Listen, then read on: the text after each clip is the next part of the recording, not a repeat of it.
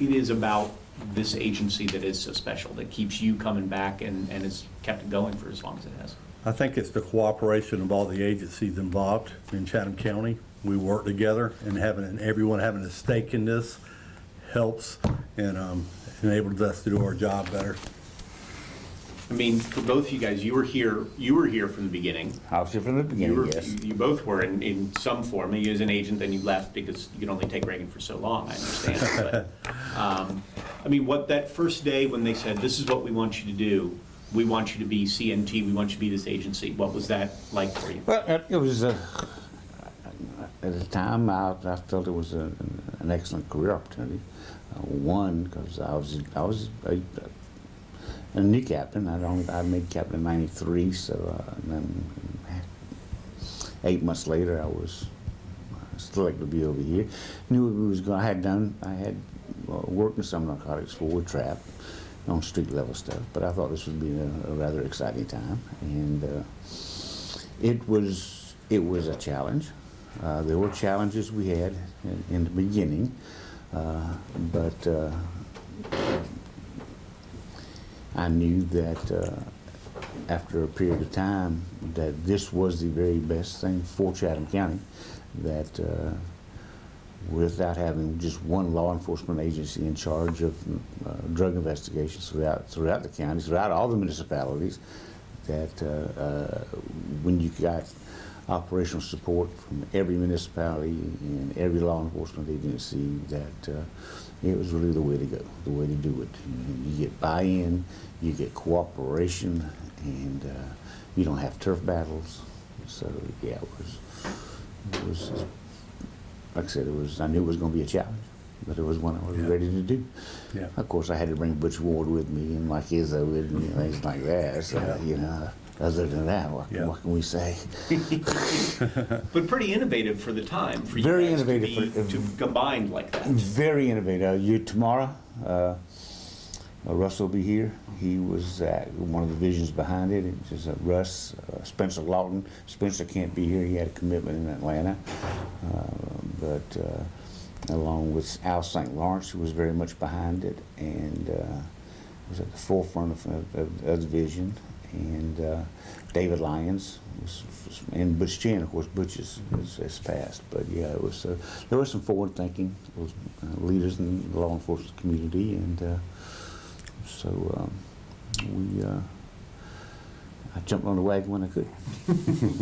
Mike, give me a sense from an agent's point of view from those first days, saying you're going to be here, you're going to work with all these different people in this different format, and I guess there's a little bit more freedom in things perhaps that you have. It was. I came from the former Metro Drug Squad, which was formulated mostly of county police officers.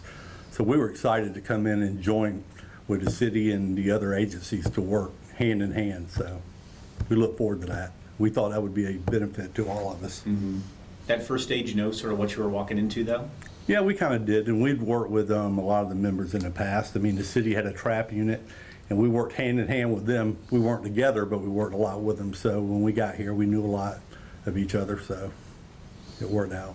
You know, for the new captain, too, walking and saying, okay, they gave you a blank slate, basically, and said go, or they give you some sort of, was it your operation to sort of run and say, go with it as it is? It was from the very beginning. When David Gelly was chief, he was my chief of the city, and Bill Light, when they called me in the day before I was asked to come. It wasn't mandated. There was one captain who was asked before me. He graciously declined. I was asked, and I took the opportunity. So, but the only thing Chief Gelly told me is just get the job done. And he understood the fact that what we did over here, that I wouldn't run back and tell, and I didn't, and so it got along pretty good. There was a little pushback in the beginning, but still between the city of Savannah administration as far as the police department goes, because they felt they looked like CNT to be the panacea. Okay, every drug problem in the city of Savannah should go away or be put on the shoulders of CNT, and they should not have any more drug problems. So there were times when being put in a position with Tom Sprague and command staff at this Savannah Police Department that we had some arguments.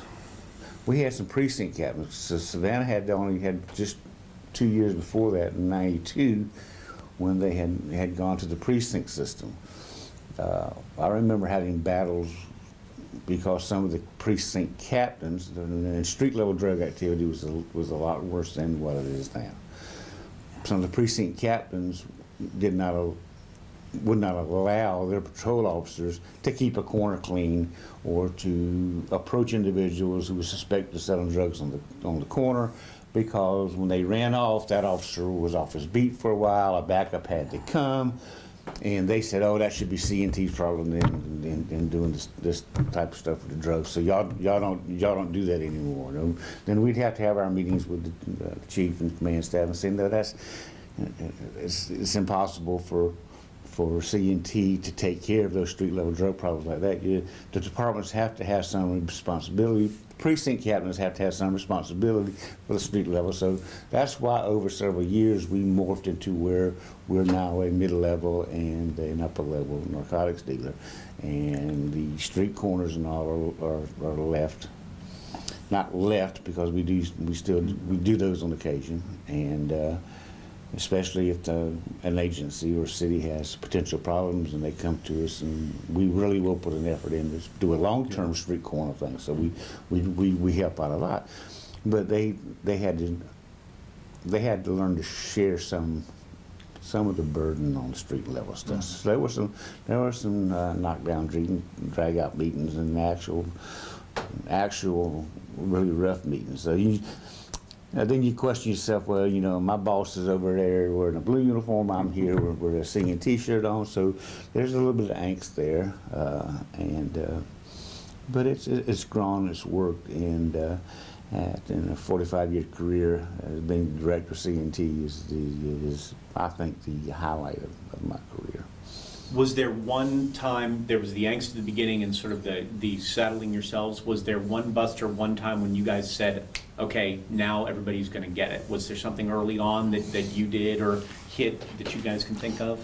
Well, we started working jointly with DEA, working major cases right off. And probably the second year we were here, we went up on our first wiretap, I believe, in '95. Antonio Gaines, 1 round. Right. And it was successful, and that showed what we could do as a team, working together and with the federal agencies. So, from your point of view, from being out in the street when you were, or as you are still in some form, what's the biggest moment for you guys, do you think, was the one that says, this is what I hang my hat on for the last 25 years of why CNT is so important? Was there one case? Was there a series of something? Yes. All right. And I think what really solidified in my mind, and I think in a lot of the chief's mind and the community's mind, was actually the police corruption case that broke actually in '96. Yeah. We started that case in the first part of 1995. Yeah. We received information from somebody wanting to get all our tags and sell them and that kind of stuff. So we allowed an agent, Tom and I and David talked. We allowed an agent to work out of the FBI office, hand in hand with the FBI, doing everything on an FBI 302 form, reports and everything. And we kept that very, very, very quiet.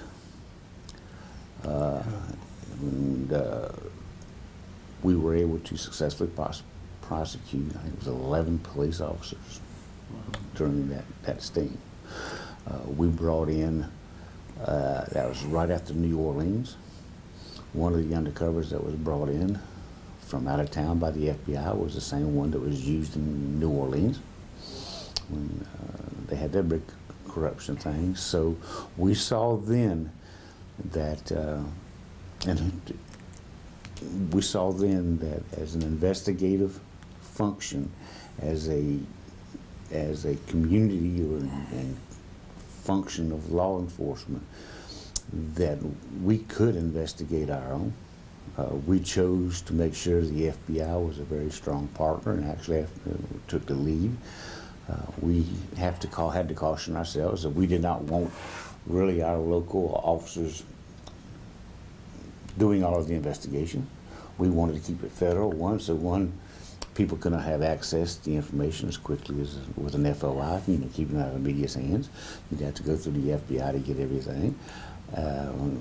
They had the funds, and that investigation went for about 1.5 years before we started making the arrest. Yeah. And it was well into the first year before anything leaked out about it, and some chiefs got word that something was going on with the investigation. By that time, we already had enough information to indict 7 or 8 at that point in time. So that's when I think that, personally, and I think for the community and for some of the politicians, that this is why we need a CNT.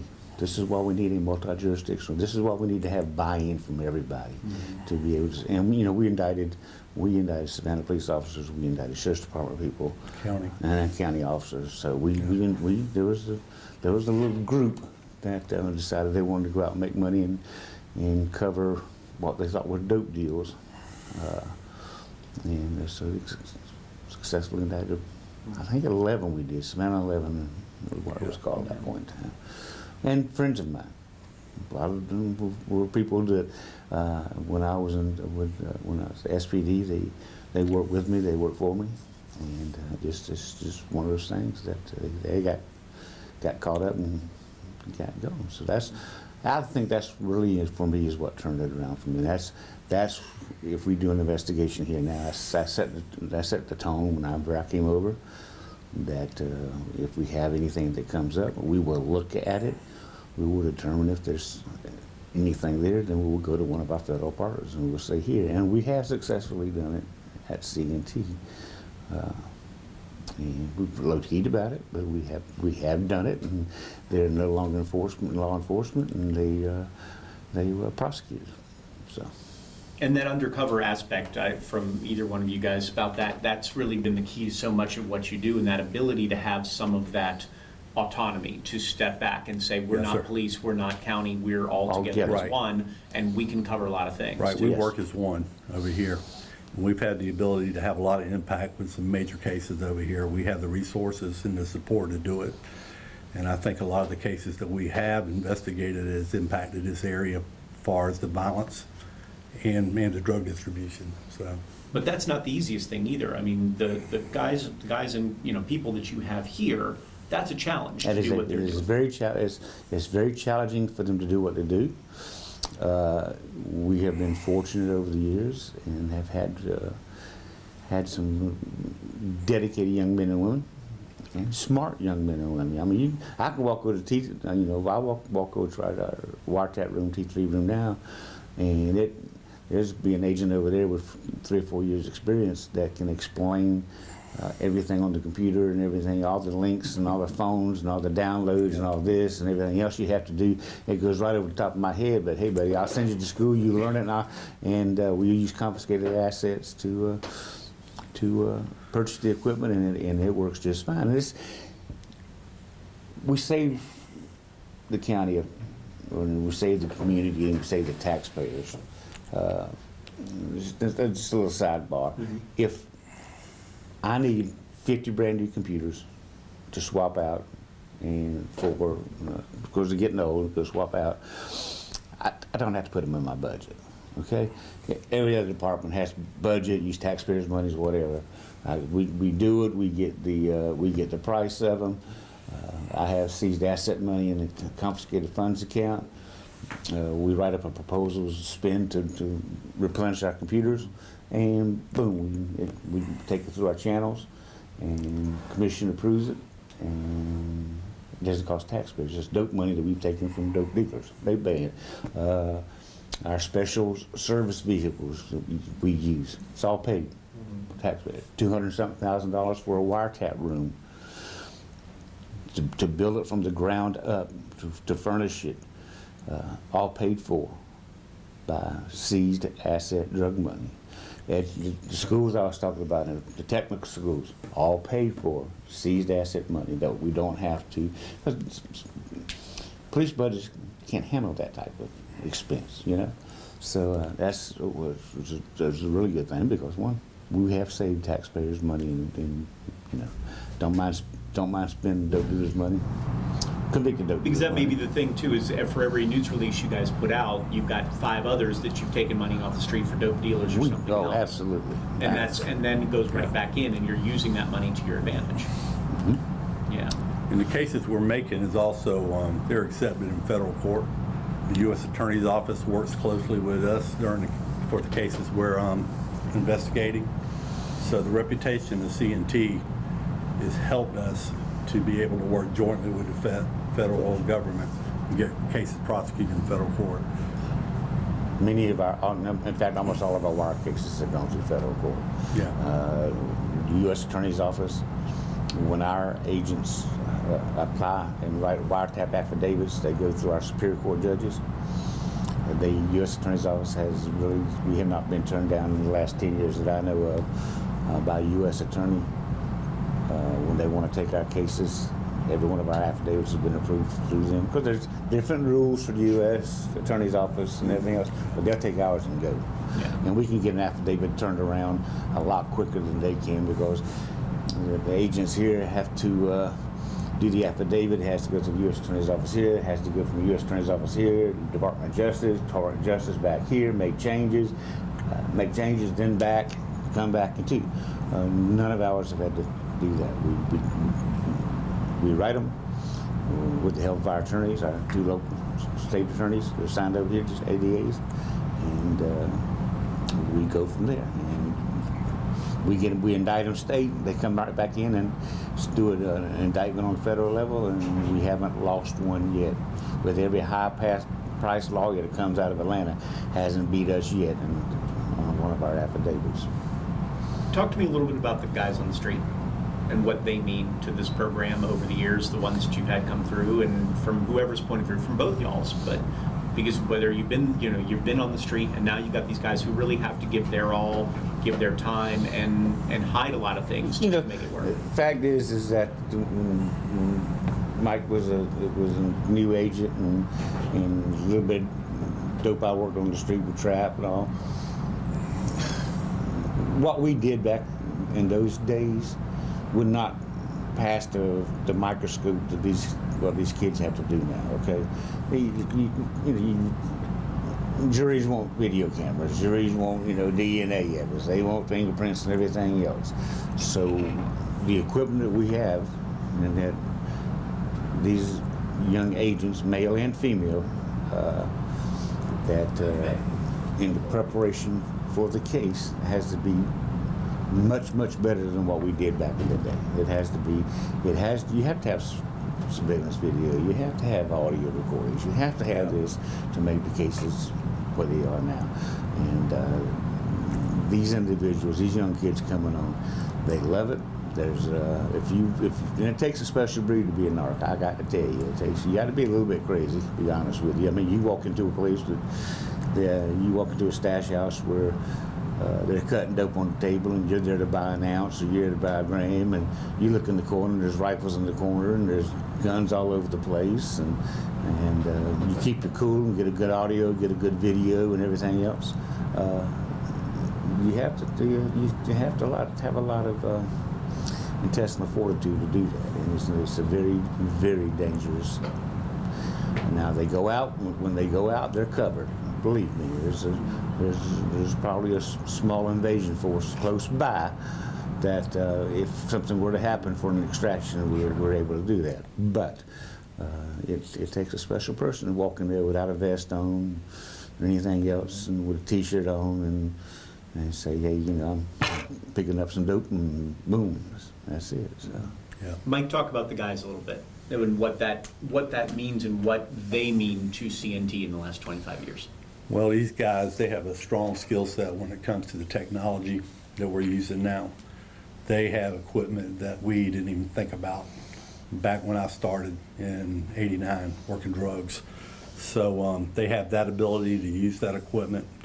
They have, But what would CNT be without the willingness, like Everett was talking about, of these guys to put themselves potentially in harm's way to try to make this arrest, to try to make this happen?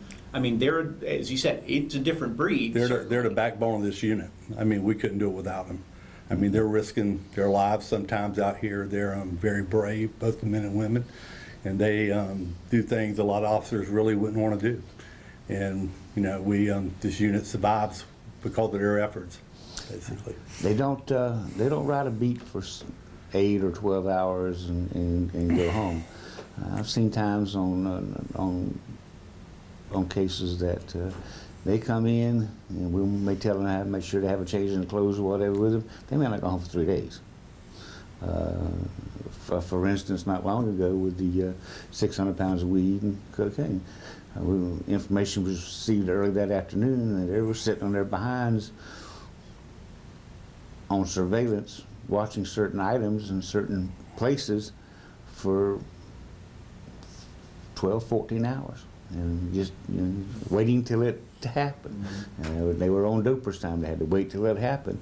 But sat right there from a Sunday afternoon to a Monday morning at 4 o'clock for something to happen. So this is a breed of people that they're a little different, they're a little strange, but they are extremely dedicated and love this, because they can go from 0 to 120 in a blink of an eye. You know what I mean? And it's nothing like it when you have to kick in that door, go in that house, or open that trunk, or reach in that duffel bag and see kilos of cocaine or pills or whatever. And there's so much publicity and everything about the opioid crisis that's going on. And for them to be able to take part in helping to relieve some of the,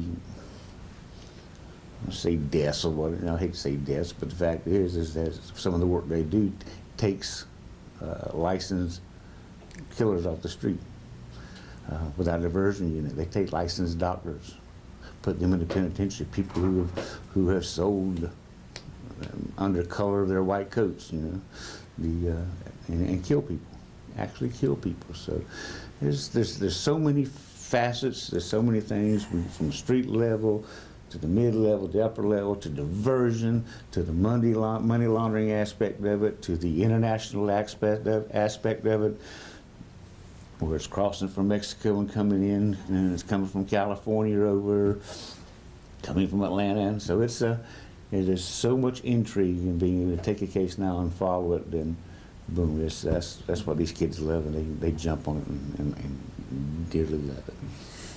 All right, so Mike, because he's the director, he gets last word. So give me a sense, when you say 25 years of CNT, what does that mean, do you think, to you, and then what does it mean should mean to the public? I think it means that they have a unit that is made up of all the agencies within the county who all cooperate together to enforce the drug laws within this area. And I think it's been very successful because of that cooperation. And hopefully we can continue for the next 25 years. Where would we be without CNT for the last 25 years? I think we would probably be struggling, especially with the new issues that we have with the opioids and so forth. I think the cooperation level that we've experienced over here is imperative for us to be able to do our jobs, and I don't think we could do it without that. All right, 25 years of CNT. What should everybody know about that? What's the thing that you think everybody should walk away?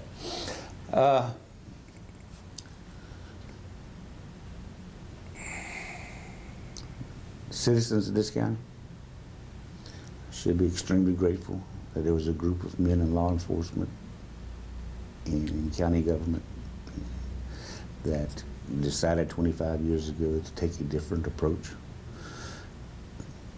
to law enforcement when it comes to dealing with narcotics and drugs, that you have to involve the entire community.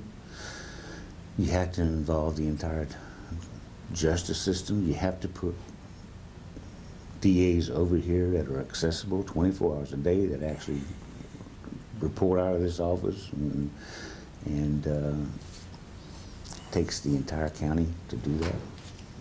And I think that 25 years later, I know our Constitution's been around for a long time, over 200 years. So I think you can't put it at that level, but the fact is those who helped knock out that first agreement of CNT and all the municipalities, the citizens of this county should be very thankful that they put the time and effort to make the change and to help prevent what was going on in the early 90s. Very good. Thank you.